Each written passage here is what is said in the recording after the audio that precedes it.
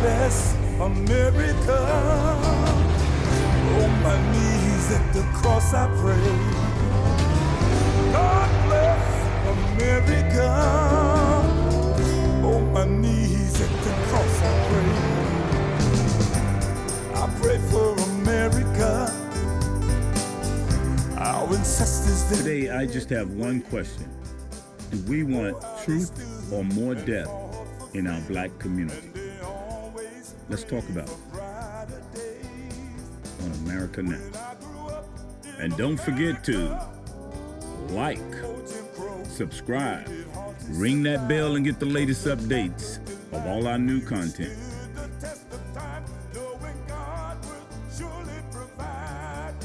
Anaya was the third child shot in the head in North Minneapolis in less than 3 weeks. 9-year-old Trinity was shot Saturday night while jumping on a trampoline. And 10-year-old Ladavian was shot April 30th while riding in his parents' vehicle. Trinity and Ladavian are being treated at North Memorial Hospital in rooms right next to each other. Today we're going to zoom in a little bit closer to home. Like I say, when things happen in the Carolinas, I got a big interest in it.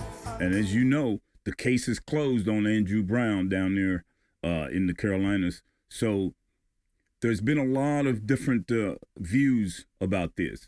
But one of the things that I want to be able to do is look in and see what happened and see how we can take this scenario and flip it so that we can better the black community and teach our children a little bit more about how to be respectful and do not resist arrest, do not run from police.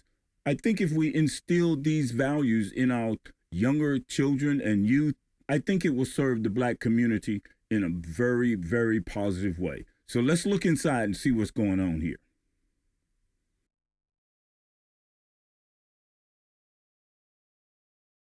No, but the one thing that just was appalling to us was the fact that not only would you only show them 20 seconds, you redacted their faces, but you then release the warrant and all the criminal history of Andrew Brown to assassinate his character. But okay, this is my point that I'm making today.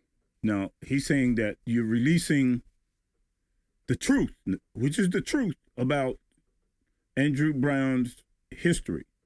They're not fabricating it. They're not making anything up. It's the truth. But they say it's assassinating his name, his character. You didn't need any help from the government to help you destroy the integrity of your family name. You're doing that yourself. Free will. But this is what we do in the black community. Rather than say, you know, hey, the guy was a criminal. He's a drug dealer. The thing of it is, no one is assassinating his character. He did that on his own. His mama could have told him, son, you know, dealing drugs is not a good thing. You shouldn't be doing that. His daddy could have told him, look, I don't want you destroying our family name with your drug dealing. You think those words were said? You know, what do you want? The truth, the facts, truth or death? We're going to keep talking about it. Truth or death. See, if you tell the truth, it can eliminate more deaths in the black communities because more kids will understand that this is wrong. Number one, don't be running from the police. Don't run from the police. You're a big bad drug dealer. They're out there selling drugs, doing your thing. Top dog. Police come. Now you want to run. Now you want to run. Mama, mama, mama, mama, mama, police is coming to get me. Come on, big bad. That's the time to man up. Justice is knocking at your door. Justice is knocking. Who's at the door? Justice. Oh, you can't man up for justice now.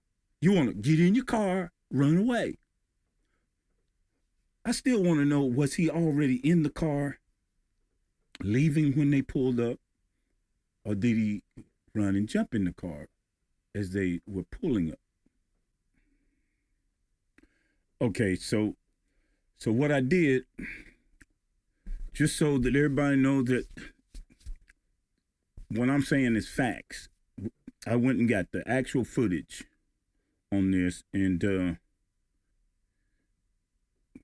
see the date right there? Here's the date right there. Okay? All right. So we're going to be able to see exactly what happened with Mr. Brown. And then you can determine for yourself. You know what I'm saying? And then let's see if the black community is going to come together and get together and bring everyone in and talk about not running from the police, accountability, authority, responsibility, those kind of words. We're going to be doing those words. I'm going to be doing a whole thing on just the meaning of those words. But let's see if they come together for that and try to teach our youth to not follow in the footsteps of this. That's the fact. And what he does here is going to show you that he's let me get back down here. And let's see what's going on for yourself. Check it out for yourself. The total length of officer involvement with Mr. Brown from the time they exited the vehicle until Mr. Brown was removed from the vehicle is 44 seconds.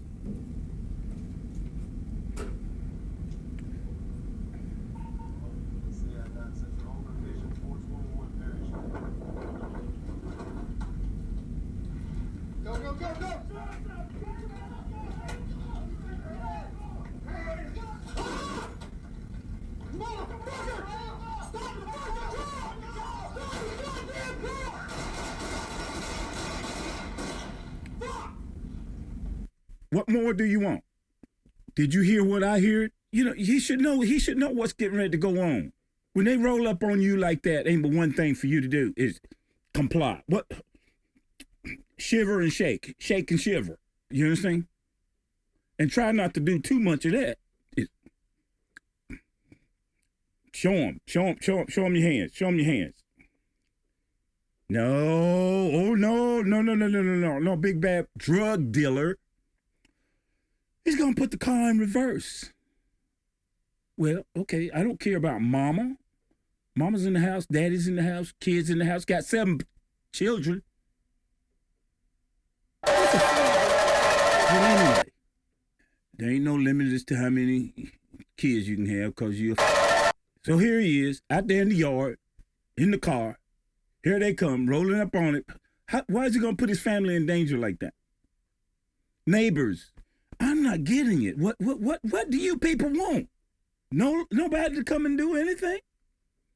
A car is a weapon. That car was a weapon. When he backed out, that was a weapon right there. Check it out for yourself. And they say he actually hit one cop, one officer. Okay? Just glazed him. Boom, he had to jump back. Then he fired on it. And then you're wondering why the case is closed? You may as well close that case, lock it up, put it in a box. It's done. Let's finish watching this and see what's going on, because this got me all messed up. I don't see what the hype is about. Let this go.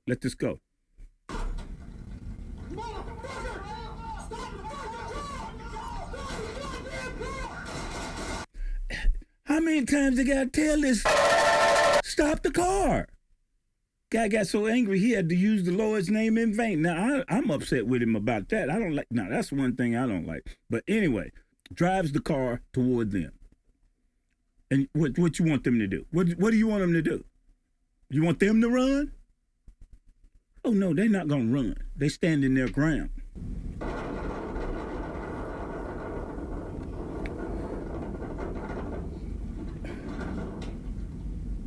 Okay, this is from a different angle. Okay. He's up in the car. You know? There's an officer right there at the door. At the car. Yeah, right there. Got one over here, one over there, another one over there, and a few back there in the background there. They got him surrounded. I mean, he got you surrounded. What you gonna do? Where you going?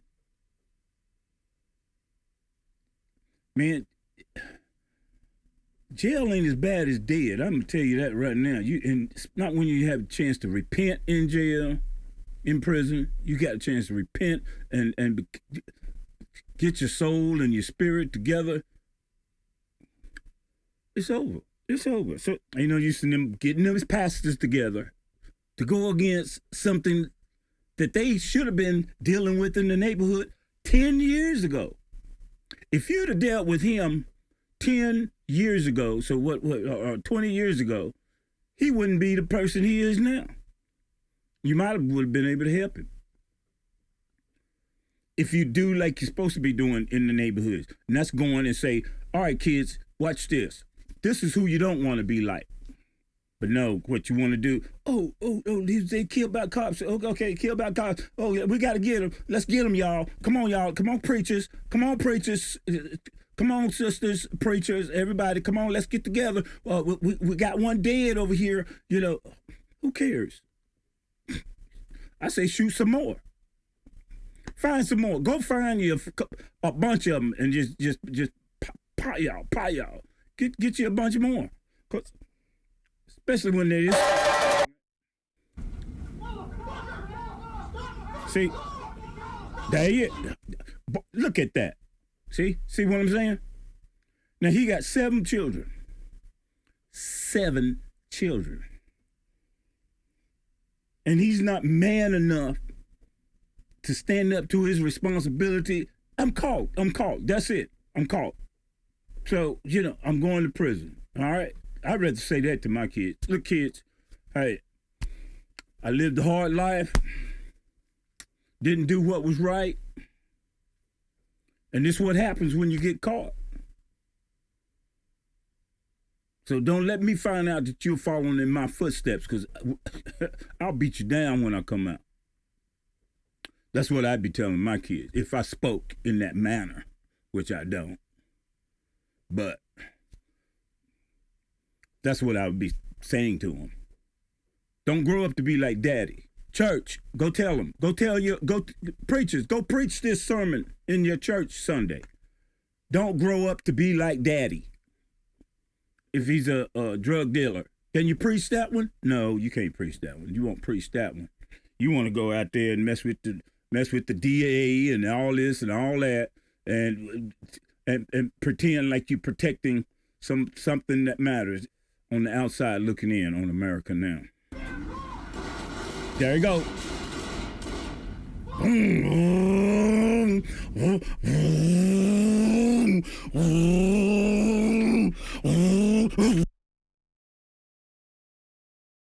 If we want to prevent more deaths in our communities, then the truth has to be revealed. We wouldn't need a judge to sign it. They would have that all over the news. Absolutely. And Bishop Barber, tell us about this community, because this is a small town, I understand. This is not like a very big city. Tell us a little bit about this community and what the reactions are from the people that you're talking with. This is Elizabeth City, where Elizabeth City State University is. It's in eastern North Carolina. There's a long history of police conduct in eastern North Carolina, and people know it. They know the arrogance. This is where Jesse Helms and others had a stronghold. Actually, there should be a stronger hold on what's going on in America right now to combat all the crimes. I can smell crime from sitting here in Japan. I smell crime every day in America, more than it should ever be. I shouldn't even know about it here in Japan. Add to your list George Donovan Lynch in West Virginia Beach, the list of those you said had been killed since the trial. But this is eastern North Carolina. And also we should be putting pressure on the DA. See, what the sheriff didn't say was that he didn't have to go to the FBI. The FBI actually said, no, you don't have to do that. They could have gone straight to the judge. The DA could have. Okay, so now you're going to tell district attorney what he should do and what he shouldn't do, how he should investigate this crime, this criminal. Maybe they felt that he was a big enough drug dealer that they need to get some outside help on this. And then also because, you guys always, the local police, they don't have a chance no way. So they need somebody else there to take the blame. 120 hours have passed. They only got to see 20 seconds. And that's why tomorrow, one local pastor has called for the North Carolina NAACP repairs of the breach, the North Carolina Council of Churches, and the AME Zion Church. We're calling together pastors to declare there's a state of moral emergency. Now State of moral emergency coming up here. They digging in. Oh, so now I see. So the NAACP, all of them, the pastors are coming together. Are they going to talk about authority? Are they going to talk about accountability? Are they going to tell people, go around to different neighborhoods, black neighborhoods, and tell kids, don't run from the police? Or what are they going to do? Because if they're not doing that, then whatever they're doing don't make a difference in the black neighborhood. You're still going to have young men and women that think that it's okay to run and evade the police. If you can do the crime, then man up and do the time. What's wrong with that? That's fair game. Fair game. Police comes up, boom, hey, big bad wolf. We caught you. We caught you. We know what you've been doing. Officers, hey, okay, we're cool. Let's go to court. This is what we need to be teaching our youth, teaching our kids. There are consequences in criminal activity. Believe me, I know. What they talk about, they can just call me and I can tell them about, criminal behavior from a moral point of view. And here it is. It's morally wrong. It's morally wrong. W-R-O-N-G. Morally wrong. And if you can do the crime, be prepared to do the time without endangering those around you and those that you love. And it doesn't matter to us whether the cops are black or white. When you engage in violence toward people and shoot unarmed people and people... Dude, wait a minute, man. So all of a sudden, I'm supposed to be respectful to you because you're a big, bad drug dealer. And I come to apprehend you. I got a warrant for your arrest. And you know I got a warrant for your arrest. Where's the morals? Where's the morals? Oh, so I'm supposed to, let's call him and tell him we're coming. Let's call him up, tell him we're coming, and ask him if he would please be sitting on the porch when we get there in handcuffs. Go ahead, Pastor. Let me hear you getting all the pastors together. Get them together. But you ain't doing nothing. You're getting them together, but you're not accomplishing anything in the black neighborhood. Let me see what they're going to do when they get together. Fleeing away. And we think that there may have been a major rifle assault, like a SWAT team kind of going after this one young man with no history of violence. Okay, then that means even though they all came out there, they probably wouldn't have shot him if he'd have just, I'm complying, officer. I'm with you. We're going to get through this together, unharmed. Because I'm a big, bad criminal. I done my dirt, so, I'm good. Hey, you got me. Today's your day, officer. Today's your day. All right, what you want me to do next? All right, okay, get out of the car, put my hands behind my back, lay down, boom. Okay, you got it. Here, handcuff me as soon as you can, please, sir, so I can get down the county and relax, chill out, start my vacation. Because I'm still alive, you understand? I'm complying. So this fight will occur. The people will be nonviolent, but they will be vigilant. They will be vigilant. And we're going to get to the bottom of this in this county. This cannot stand. This young man, 7 children, 2 grown, 5 minors. He's a nephew. He's an uncle. He's a son, 42 years old. He's a criminal. He's a criminal. The question is, 7 children. Why you want to be a criminal? There's a dead end. It's a thing called dead end to criminality. See, you keep going down that road, suddenly you meet a dead end. As simple as that. The Bible tell you that. Your mama and daddy should tell you that. There's a dead end to criminality. But they're going to come together and they're going to fight. But my question is it the right fight? Is this the right fight?